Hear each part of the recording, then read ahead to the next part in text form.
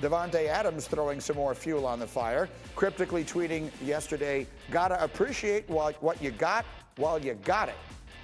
So there's that to react to as well. And let's react to it with the entire crew. Again, David Pollack, Marcus Spears, Dianna Russini, and Mike Tannenbaum gets up with us this morning as well. And Dianna, let's just start quickly with the most basic of facts. Anyone who's sitting around waiting for some sort of alert that Aaron Rodgers has been traded needs to put that phone down for at least a little while. We can get into some timing that we think we know pretty well. What is that? Yeah, so if this is going to go down, it's going to happen after June 1st. Essentially what this does for Green Bay is if they trade him after that date, they'll save $16 million against their salary cap, right? And we know they're going to need as much money as they possibly can. We already know they're kind of in cap hell, and at least they have been over the last few months. So if anything's going to happen, we're going to start seeing this in June. So where do we stand now? A lot of just chatter around league circles. A lot of people just view this as a marriage that is not going to work out. The name I continue to hear in terms of the team that is getting everything in line, that is having conversations, that is at least trying to engage with Green Bay. We know Green Bay does not want to trade Aaron Rodgers, but Denver, the Denver Broncos are sitting there ready to pounce on them. That's the word I was looking for, Mike. Okay, so Denver is a place to watch. Now, Mike T., as a GM, again, a former general manager in two different places, the reason we wanted to get you in this conversation here today is just take us through the machinations right now. Take us to what we should all assume is going on at every organization in the league, the phone calls that are going back and forth. If you're a team that's interested, how are you going about it? Take us through what you think should be going on right now all across the NFL. Yeah, there's two sets of discussions internally. We could start with Denver. You're saying how much capital can we amass to give to Green Bay in terms of picks, players? Is it a good young player? Like, is it a Bradley Chubb type? Is it Von Miller? How many multiple first-round picks for us to go get Aaron Rodgers? Then you're talking to Green Bay saying, hey, do we have permission to speak to Aaron Rodgers? That's going to be a key point to this.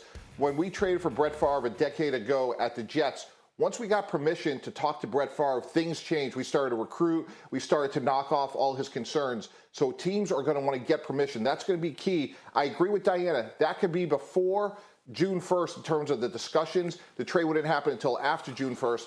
And then fundamentally, Greeny, it comes down to this. Does Green Bay believe that Aaron Rodgers has played his last football game if he has to remain a Packer? Carson Palmer did it. It's really rare. That's the inflection point for the Packers. Do they think he will not play football if he has to go back there? Once they reconcile that, from there, we'll know what happens. So those are the two separate sets of discussions that are happening. And then quickly, let me ask you this as well, because when Seattle was entertaining the idea of trading away Russell Wilson, one of the things they needed was an answer at quarterback in return, and no one could offer them that. Chicago couldn't offer them that, and that might be the reason Russell is still in Seattle. Green Bay doesn't need that in theory, right? Green Bay has addressed that. The whole reason this is happening is because they drafted a quarterback in the first round last year. So if you're Green Bay and you do resign yourself to trading him, Mike, what do you need to get back? Well, I'm trying to get somebody like Nick Foles and pair him with somebody like Jordan Love and let the best player play. And I don't necessarily need that from Denver. So let's say it's Bradley Chubb and 3 first-round picks. I now have capital and flexibility, as Dianna alluded to, from a cap standpoint. So I could go get Nick Foles, or maybe it's a Josh McCown type. So I don't necessarily need that from the team where Aaron Rodgers is going. But make no mistake about it, this is a good football team. It would be reckless of them just to say, hey, we're going to go with Jordan Love and never look back. So I would get that veteran quarterback and pair him with Jordan Love. Go ahead, Dianna. Yeah, Mike, what makes you think that the Packers love Jordan Love? They drafted him. We don't know how they feel about him. We don't know if they think he's actually the future. I think we need to keep that in mind. As we know from Rob Demoski reporting, he had no plans of even playing in 2021, which tells you where he is in his growth. It sounds like the Packers wouldn't be very comfortable and ready to roll out Love just yet.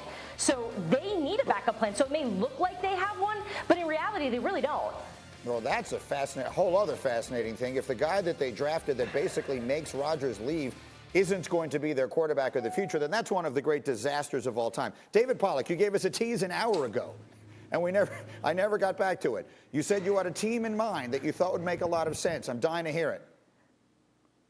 First of all, amen, Greeny. Like, if you you're the reason you're sitting here, because the reason you're sitting here, you drafted Jordan Love, and you don't love Jordan Love, and he's not the guy or your future. Like, wow, that Green Bay, I'm sorry. I'm sorry for your leadership there if that's the case.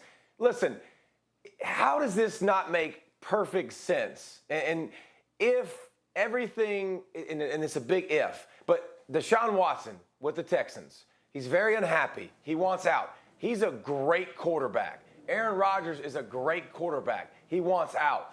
How could we make this work? I think they could make this work and both get exception and get what they want and be really happy. But obviously there's the off the field stuff. But man, the Texans in Green Bay would make a ton of sense to me if I'm the Texans and if I'm Green Bay. Could be. To your point, there's so much stuff to be worked through with Deshaun before anything like that could even be discussed. And they did draft a quarterback over the weekend in Davis Mills, whether that's relevant in this or not. All right, Marcus, I'm giving you the floor. And the Packers You've heard drafted all Jordan the things Love. that have been said here. There's a lot to this. What are you thinking right now, Swagoo? Yeah, right.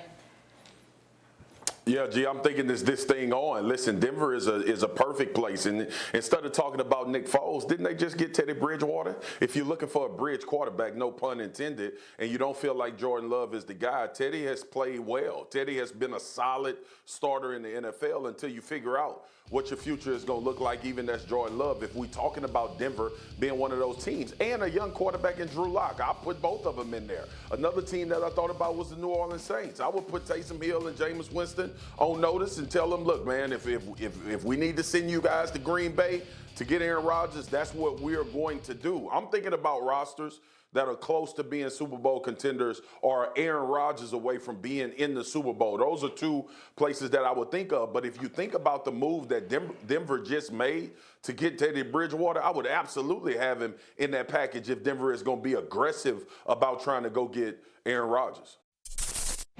Thank you for watching ESPN on YouTube. For live streaming sports and premium content, subscribe to ESPN+.